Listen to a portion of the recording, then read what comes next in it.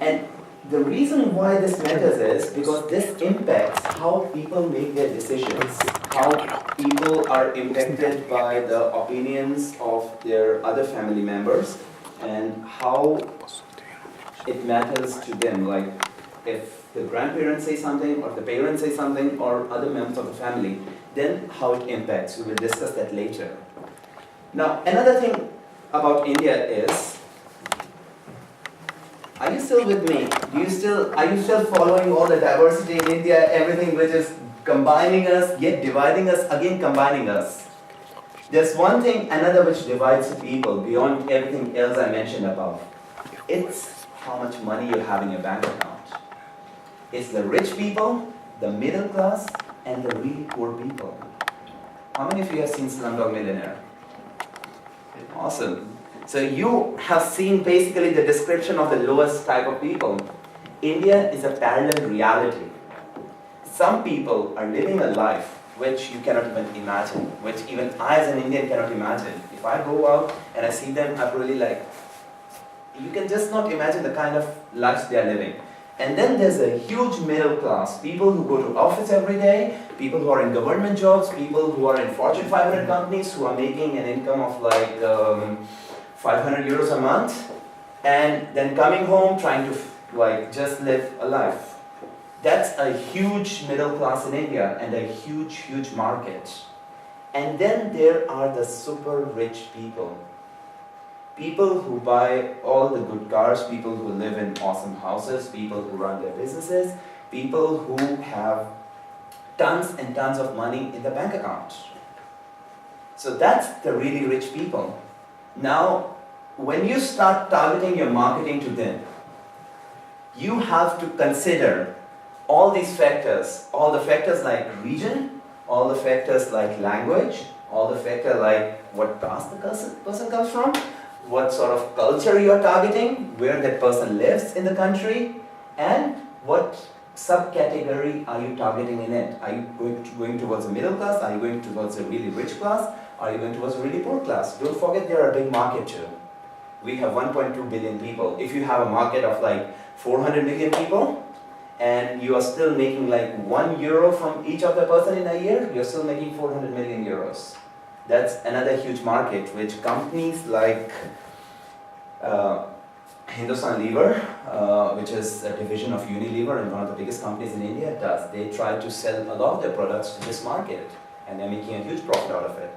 And then you have really big brands.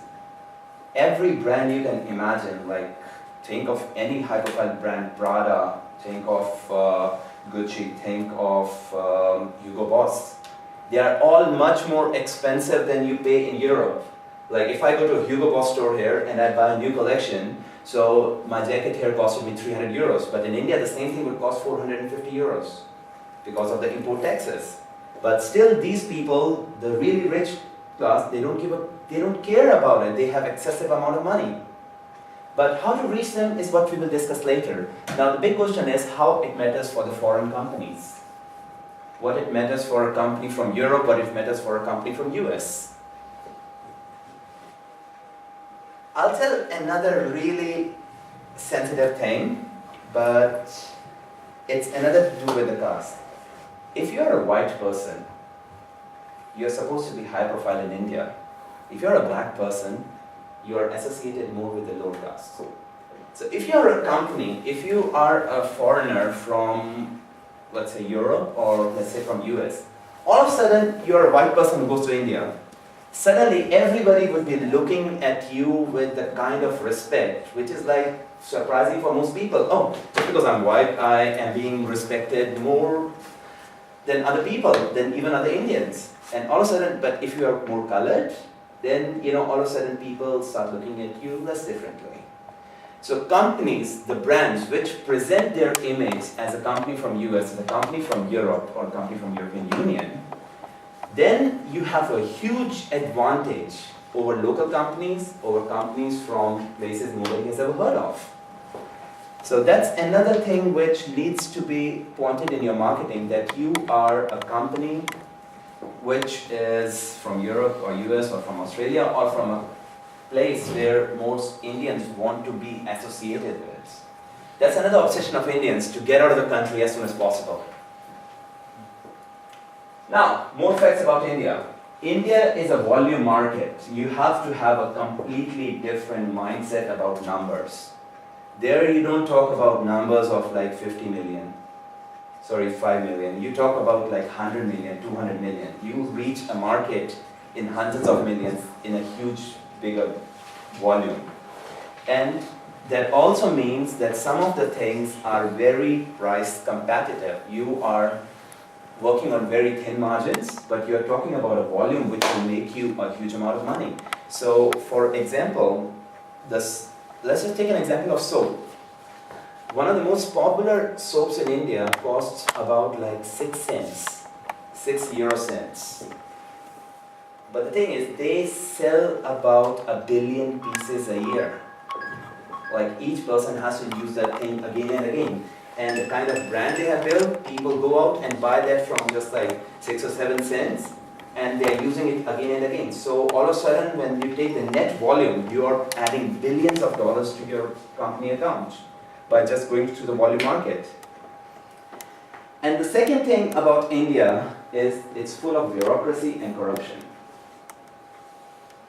We need to pay petty corruption for everything. If a policeman stops you, you have to pay a bribe of 1 or 2 euros, otherwise you're not going anywhere. If you have to get custom clearance then, you have to pay a bribe of like 10 euros. That's part of life. And every foreign company has to deal with it. If you are a foreign company who wants to get a license for starting to be a media agency in India, you will have to go and deal with the Ministry of Communication and Ministry of Broadcasting. And you will, as a foreign media company, need to get a license. Be prepared to pay a bribe for it. And if you are a travel person, you will have to pay something to the person trying to, so that he can speed up your file, so that your application will be processed really quickly. But the good part about that is there are agents everywhere. You go to an expert broker, he or she manages everything for you. He just tells you the complete final price. Okay, if you probably go to me and you ask me like, how much would it cost me to get a company and to get this license? I would account for everything, like how much I pay in bribes, how much I do everything, and give you the final price.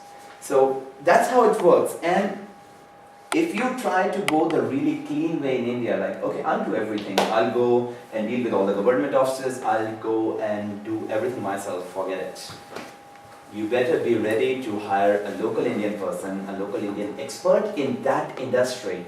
Don't go to a general person. Don't come to me and tell me how, like, please fix this thing for me. Ask me, I want to get into travel business. I want to get into media business. Who should I talk to? Who is the person who has his brother or his sister or somebody who is in the position of power, who knows who can give that thing? So you need to find that person. That's another secret about India. Then Indians have placed a really high value on trust and personal relationships. Like, you cannot be distant. You have to build a trust with people. And Indians are very open. In general, if you meet an Indian person and if you go to India, you would be surprised that most of them will say, okay, if you're coming to India, stay at my home, despite not knowing you that well.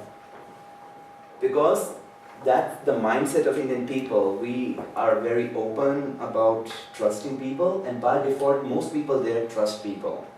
Like, if all of a sudden at night my car gets broken down anywhere in a village, people will just offer me to stay at my home, even though I've never met them. And if you go to their home, they will never let you go out without eating something. Because that's just part of the culture and mindset. It's very different for a person who just comes there for the first time. But the more and more you get involved into it, you'll start understanding that it's like an open thing.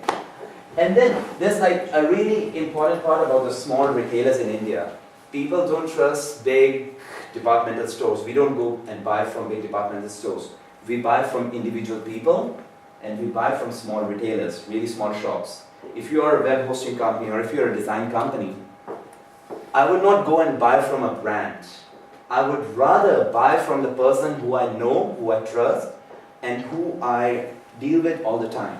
So if you are a foreign company and if you want to work in India, you will have to start building up relationships with people. You will have to start getting on a customer relationship profile one by one. You will have to hire people who go out, build friendships with people, do stuff. So that's another very important aspect about India is the small retailers and individual agents. Now comes my favorite part. Yesterday, McKinsey Consulting produced a report which said India could become the first truly mobile digital society. And the reason for this statement of why they are so bullish that India could be really leading the way when it comes to mobile are the numbers. The numbers of mobile penetration in India.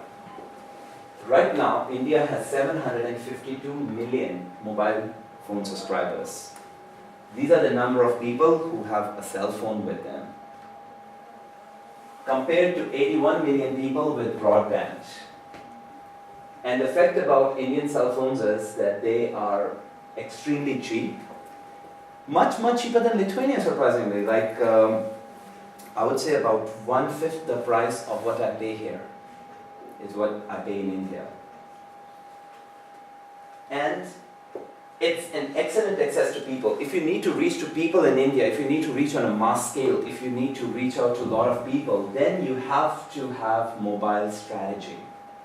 That's something very important. If you are trying to reach to people, if you want to build a relationship with them, if you want to build some sort of trust with them, if you want to constantly communicate, you don't send them emails, you send them SMS text messages. You build everything around mobile strategy. And when you have 752 million subscribers, you can imagine that there are some really serious players. The biggest players in India right now are Airtel, Vodafone, which is a UK company. They purchased a company called Hutchinson. Hutchinson was a Singapore-based company, which was another partnership between Indian people and them. And another company, Aircel, Tata, I'm sure everybody heard of them, Docomo, the Japanese company, and Reliance. So these are the big players in India.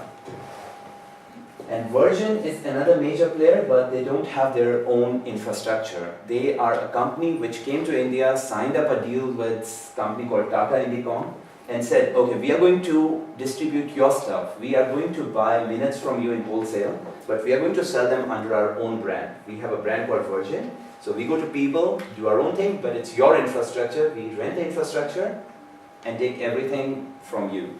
So they are just focusing on brand, but they are still a major player. Now, India is a GSM country. We are not big on CDMA. I'm not sure how many of you here know about the technologies behind mobile phone, but if you use a SIM card like this, and this here is a GSM SIM card. It depends on the kind of way your voices are being forwarded on the phone. Well, it's something to do with modulation. But India is mostly GSM, and it's mostly about cheap phones. Very many people there don't have expensive phones. They all carry those old $30 phones with them from Nokia or from Samsung. And